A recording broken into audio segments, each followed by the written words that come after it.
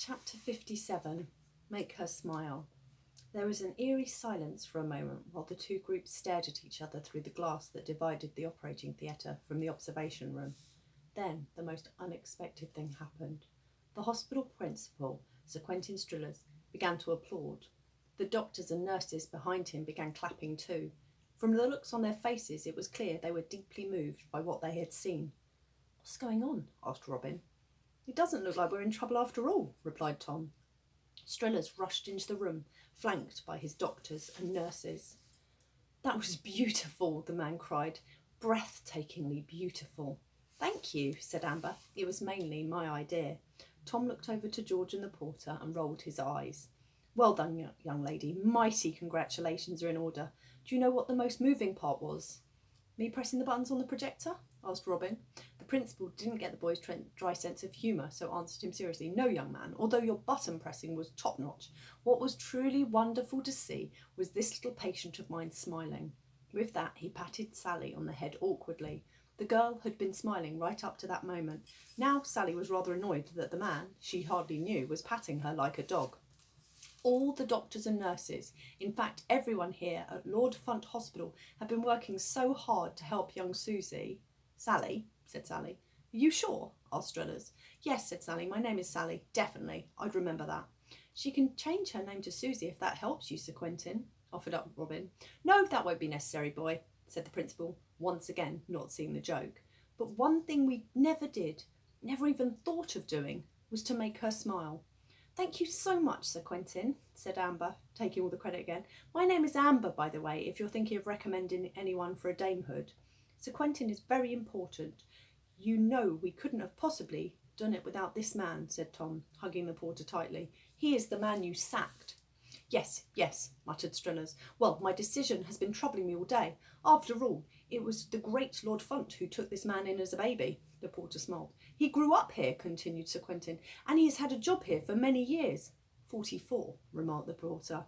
"Is it really? Well, it's safe to say that Lord Funt Hospital is your home. It's always been and always will be." Seeing the look of joy on Sally's face had made me realise you might be just the best person we have here at the hospital. "Forgive me, gentlemen and ladies, but this man is worth 100 doctors and nurses." The doctors and nurses muttered their disapproval. "Thank you, Sir Quentin, sir," replied the porter proudly. "We look after the children's illnesses and injuries well here at the hospital," continued Strillers, "but we don't do nearly enough for their happiness.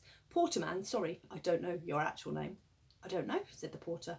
"I was never given one." "What? Why?" The principal was flabbergasted. "Surely everyone has a name." "My mother gave me up the day I was born," continued the porter, "and no one adopted me, so I suppose no one has ever thought to give me a name." "That isn't right," said Robin, being serious for once. We must find you a name," said Sir Quentin. "Is there one you fancy?"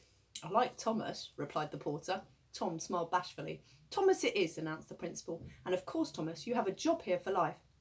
Just promise me there will be no more flying naked old lady incidents." Thomas Senior smiled. "I'll try." "Now it's very late," said Sir Quentin, checking the gold pocket watch that hung from his waistcoat on a chain. "I need you to all go back to your beds at once." "Yes, sir," murmured the children. "Let me put a call up to matron to collect you from down here," said the principal. "Oh, no," jumped in Tom a little too fast, remembering that she was sprawled out like a starfish on the floor. "Our friend here, Thomas Senior, can take us up." "Off you go then, and I don't want to hear another peep out of you all night." Thomas Senior smiled and began to wheel Sally's bed out of the operating theatre as the other 4 children followed. "No, Sally needs to go back to the isolation ward," ordered Sir Quentin. The children all looked downcast. "But I don't want to," protested Sally. "I want to be with my friends. Please." The principal looked distinctly uncomfortable. Surrounded by his doctors and nurses, he needed to be seen to do the right thing. This girl was ill. The hospital had a duty of care. The man looked around at everyone. Murmurs of, "Let her be with her friends, make the girl happy, give her what she wants," could be heard. "All right," bellowed the principal. "Sally, you may go back to the children's ward, but just for tonight." "Yes," came a shout. Everyone in the room celebrated the good news. "But I want lights out straight away, and you all need to get a good night's sleep." "As if we would dream of doing anything else, sir," replied Robin with a smirk.